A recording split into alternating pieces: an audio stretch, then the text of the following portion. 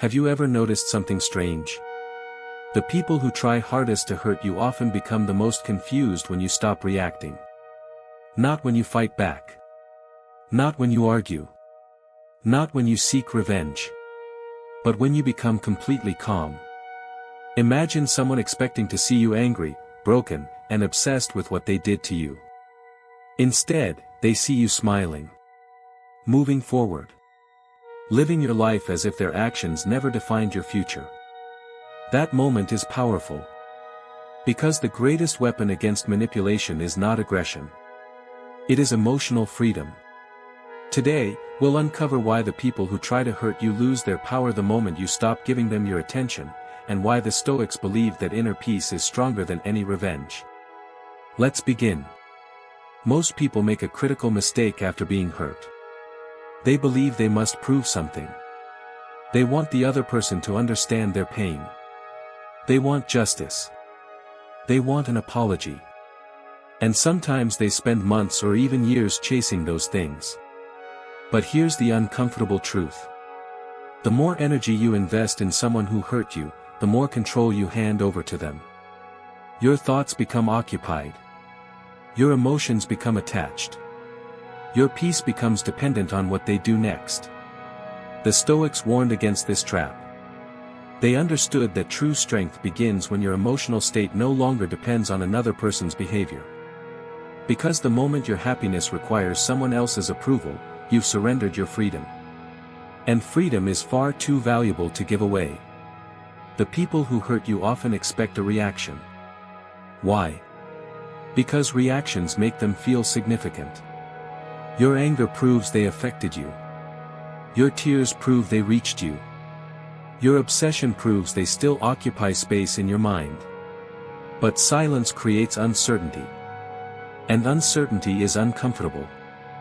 When you stop responding, stop explaining, and stop chasing closure, something unexpected happens.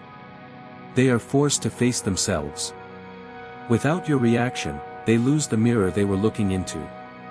And that silence becomes louder than any argument. Marcus Aurelius understood this perfectly. He believed that your character matters more than the opinions of others.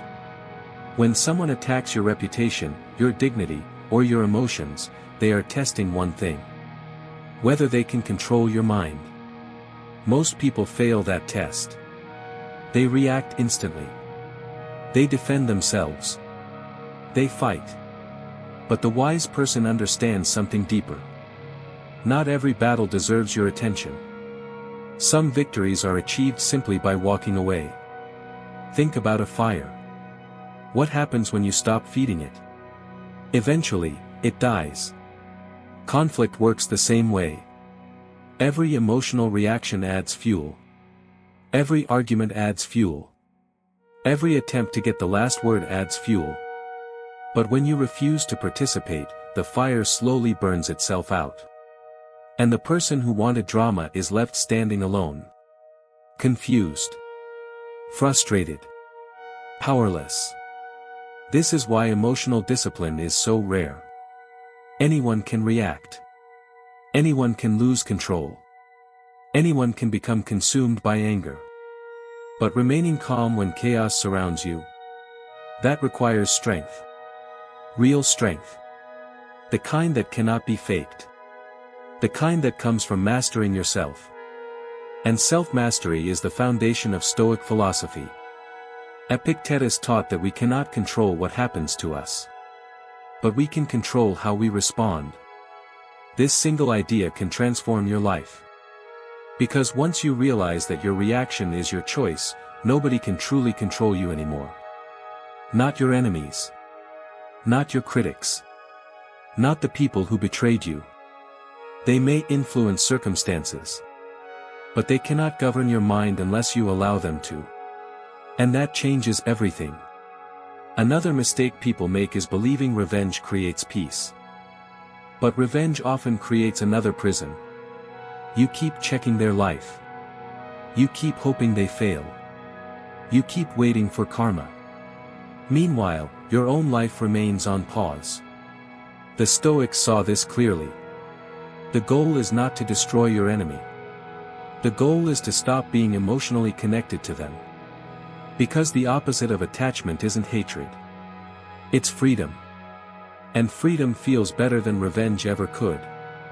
The most powerful response to betrayal is growth. Not dramatic growth. Not growth for attention. Quiet growth. The kind nobody sees happening. The kind that transforms you from the inside. While others are focused on your downfall, you become stronger. You develop new skills. You build confidence. You create a life that no longer revolves around what happened. And one day, you realize something incredible. The person who hurt you no longer matters. Not because you forced yourself to forget. But because you've become too busy building a meaningful future. That is when healing truly begins. Not when they apologize. Not when they suffer. Not when justice arrives. But when their presence no longer determines your happiness. And perhaps that is the greatest lesson of all. You don't need revenge to win. You don't need the last word. You don't need everyone to understand your story.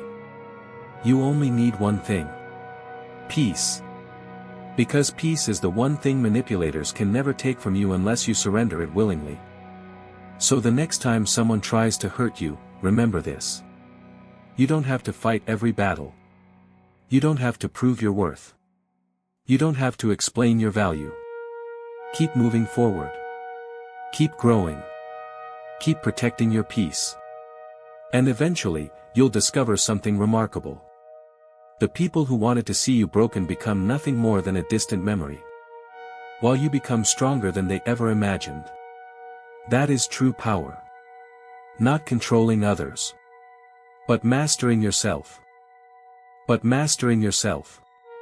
And once you've mastered yourself, nobody can ever take your freedom away again.